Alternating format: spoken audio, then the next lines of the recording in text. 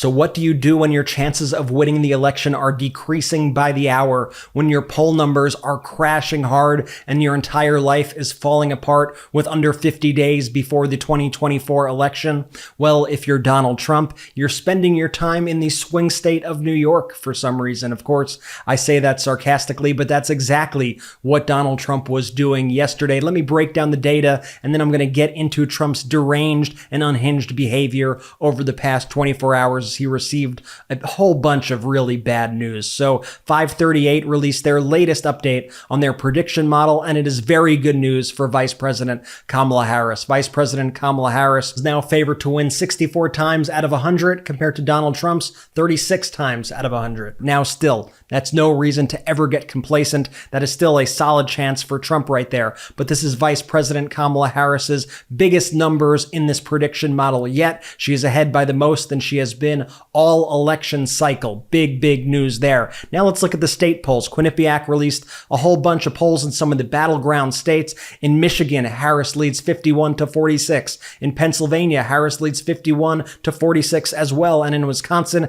Harris is up 49-48%. Let's go to the Economist YouGov poll. Kamala Harris leads 49% to Donald Trump's 45% there. And this was a huge bombshell in the past 24 hours. The Fox News national poll, which is an A-rated poll, by the way, Kamala Harris has pulled ahead, is now up 50% to Donald Trump's 48%. This is the first time that Vice President Harris has taken the lead in this poll. In the previous Fox News poll, Donald Trump was up 1, so expect the ketchup to be flying when Donald Trump is back in Mar-a-Lago. And as we see all these polls come in and Kamala Harris continue to rise in the battleground states, in the national polling, we see Vice President Kamala Harris also starting to rise in former kind of swing states like Florida that have slipped away from the Democrats in recent election cycles. Doug Emhoff told a room of donors in Manhattan on Wednesday that the Harris campaign views Florida as a potential background. He was just there. He said, the map is wide open and we need money to compete in 7 and possibly 8 states. I was just in Florida at the Villages and it was wild. It was way more people than we thought. And there was a lot of excitement and we're going to see what we can do down in Florida. I love that Vice President Harris and the Democrats are paying attention to Florida this cycle. Meanwhile, as I said, Donald Trump is spending this last important stretch of the campaign now in a state that he has no chance of winning. And so he is in New York. He's on Long Island, our hometown, actually. And what does Donald Trump do? Well, he first says he's going to win New York now. Play it. And the reason I'm here is because it hasn't been done in many decades. It hasn't been done for a long time, but we are going to win New York. Donald Trump now echoing the same line that he's used in 2016 and in 2020, telling New Yorkers, what the hell do you have to lose? Vote for me. Check this out. Vote for Donald Trump. What the hell do you have to lose? What do you have to lose? Well, last time you were president, like over 1 million people died. Now the abortion bans are causing people to die across the country. The entire economy crashed. So I think people have quite a lot to lose, actually, if you really want to know the answer to that question. But let's see what else Donald Trump was saying at this event in New York. In all of his humility, Donald Trump said that he is the greatest all time, maybe even greater than Elvis. Check it out. So I'd call up my wife and I'd say, baby, who could draw crowds? Nobody can draw crowds like me. Nobody, not even close. I'm the greatest of all time, maybe greater even than Elvis, because Elvis had a guitar. I don't have a guitar.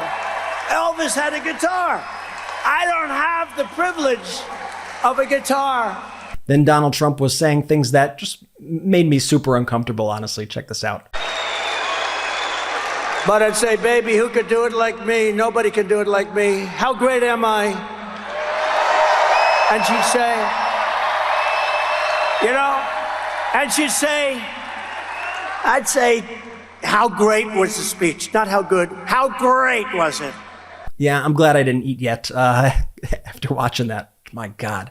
Anyway, Vice President Harris was actually hitting the campaign trail. This was at the Hispanic Caucus Institute leadership event, and Kamala Harris was actually speaking about her policies, what she wants to do to help the American people. And Vice President Harris was saying, you know, if Trump wins, his allies already intend to end Medicare's power to negotiate lower drug prices. This is true. They are planning this right now. And one of the craziest things about this is this was a policy that Trump at first was trying to get done. Trump was trying to get Medicare to be able to negotiate drug prices until he spoke with the pharmaceutical industry and they stepped in. And a lot of presidents have tried this and failed, but President Biden and Vice President Harris actually got it done. Here are Vice President Harris's statements on this.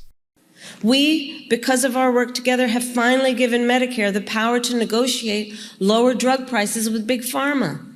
And understand, if my opponent, Donald Trump, wins, his allies in Congress intend to end Medicare and end Medicare's negotiating power, as they remind us again this week. They are essentially saying, check this out, because you know, you have to ask why, right? So why would you want to end Medicare's negotiating power against Big Pharma? And essentially, they're saying that it's not fair to Big Pharma. That's essentially what they're saying. But I'll tell you what's not fair. What's not fair is that our seniors, for too long, have had to cut pills in half because they cannot afford their full medication. That's not fair. It's not fair that our seniors have had to choose between filling their prescriptions and putting food in their refrigerator or paying their rent. That's not fair. And that's why we will continue to do our work together, including Fight Project 2025, an agenda that would cut Medicare and increase the cost of health care in our country. Vice President Harris also telling the caucus about her plans to lower the cost of housing. We need to take that on. We need to lower the cost of housing. We don't have enough housing in our country. The supply is too low, and it's too expensive, both for renters and for folks who want to buy a home. So we will build together millions of new homes and give first-time home buyers $25,000 in down payment assistance.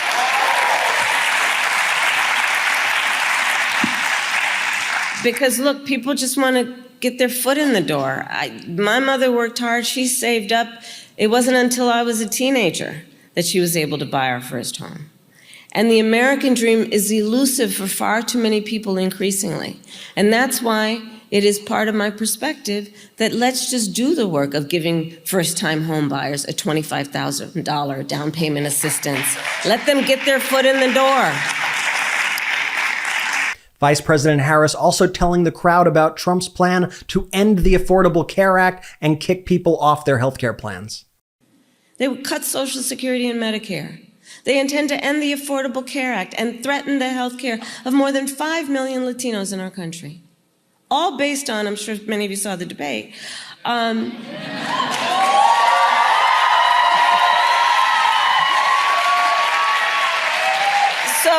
on that point about the Affordable Care Act, all based on concepts of a plan. Concepts. Their Project 2025 agenda would pull our nation backward. But we are not going back. We are not going back. We are not going back. Instead, together, we will chart a new way forward because ours is a fight for the future.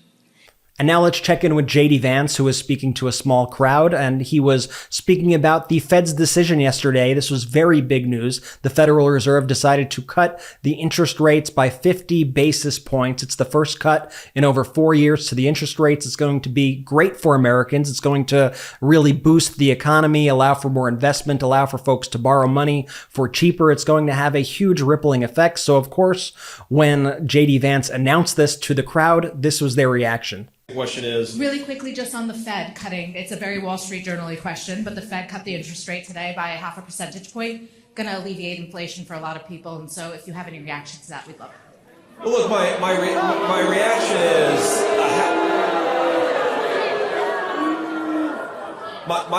my reaction is a 0.5 point is nothing compared to what American families have been dealing with for the last 3 years. And this is one of the things about Trump and MAGA and J.D. Vance. They hate when America gets good news. They just want America to completely collapse so that they could be the savior, so that they could be the ones who come in and say, we are the ones who could fix it. So when good things happen for Americans, they boo. And it's just so odd to see that crowd of supporters there booing for something that's going to help them. Hey, even if something good happened while Trump was president, I'd be happy about it if it was going to help my life. But it shows you this kind of cult mentality that exists within this MAGA movement, and something that we really have to move beyond. This is not a Democratic issue or a Republican issue or an independent issue. We should all be happy about news that is going to help us. Meanwhile, Donald Trump went to this New York City Bitcoin bar, and you could just tell that he was so incredibly angry about the Fed cutting rates. Thank you, everybody. Sir, what's your reaction to the Fed cutting interest rates today? I guess it shows the economy is very bad to cut it by that much. Assuming they're not just playing politics, the economy would be very bad, or they're playing politics, one or the other. But it was a big cut. Mr. President, All right, now it's that time of the show where we get to check in with Donald Trump's stock. The Dow has reached record highs. The NASDAQ has reached record highs. The S&P 500 has reached record highs. So let's check in and see how Donald Trump's stock is doing. Oof, and it is a disaster. It is crashing hard. That's right. The billionaire, so-called businessman whose company has no earnings and is losing money continues to watch his stock sink despite successfully conning cultists to put their faith in him, losing all their money. And so Donald Trump is not just bringing his stock down with him, he is bringing down the entire Republican Party, and he's trying to bring down the entire country. As we were saying before, Donald Trump loves when America fails. He roots for America's failure, and Donald Trump has been doing just that in the past 24 hours. Donald Trump said that Republicans should not agree to a continuing resolution to keep the government funded if it does not include the SAVE Act, which is something that has zero chance of passing whatsoever. It would never get out of the Senate. It's designed to make voting harder. Donald Trump is trying to put up these barriers to help himself, and he forced Mike Johnson to jam in the SAVE Act to this continuing resolution. Of course, the vote happened, and it failed because Republicans even refused to vote against this cockamamie thing. Mike Johnson getting another humiliation here from Donald Trump, and once again looks like one of the worst speakers, if not the worst speaker in history, though it's hard to beat Kevin McCarthy. Let's be fair here. Here was Speaker Johnson, just dead silent when he was asked if he was able to pass the continuing resolution plus the SAVE Act, which hit the floor yesterday. Is this vote going to pass, Speaker? And so he clearly knew that it was never going to pass. More than a dozen of his GOP members indicated that they were going to oppose the measure. They successfully sunk it. Just another thing in a line of epic humiliations for Speaker Mike Johnson. And what we realize here at the MeidasTouch Network is that Mike Johnson would rather lose than stand up to Donald Trump. And it's like all these Republicans, like, grow a spine, do what is best for the United States of America. People's lives are on the line. This isn't like a game right here that you could play. These are people's paychecks. This is going to really affect people's lives. I know it doesn't affect Donald Trump's lives or Speaker Mike Johnson's life, but it's going to affect all of our lives. So can we put politics aside and do the bare minimum and keep the government open, please? That's all we're asking here. Do the bare minimum. So less than 50 days before Election Day, what do you think Melania Trump is doing? She must be with her husband on the campaign trail, showing how much she supports him, but no, you may have guessed wrong. No, I know you guys didn't guess that. But Melania Trump is moved on from selling NFTs and from her bracelets, and she's now trying to sell her book. And yesterday, she released this very strange video about her nude modeling work. And you could see the post here where she was trying to explain to people, why do I stand proudly behind my nude modeling work? Very strange stuff to be posting, 48, 47 or so days before Election Day when your husband is running for president. Just the whole thing is so weird. At the event yesterday, Donald Trump was speaking about Melania, and he was saying, people love our first lady. She just wrote a book called Melania. And when he was talking about the book, I don't know about you, but it felt to me like he hasn't even read it. Check this out. Go out and get a book. She just wrote a book. I hope she said good things about it. I don't know. I didn't So busy. She just wrote a book called Melania. Go out and buy it. It's great. And if she says bad things about me, I'll call you all up and I'll say, don't buy it, get rid of it. No, but... Yeah, there's no chance that he read it. Zero chance that he read it. This is all very strange stuff. None of this is normal, folks. Don't accept this as normal, but at least use all the craziness that I just showed you to inspire you to want to defeat what we just saw. We can live in an America where you actually have government that works for you, not a government that works against you and wants America to fail. And we need to continue to work to restore our democracy, to continue to ensure that we have a strong democracy and that these MAGA Republicans don't control our lives.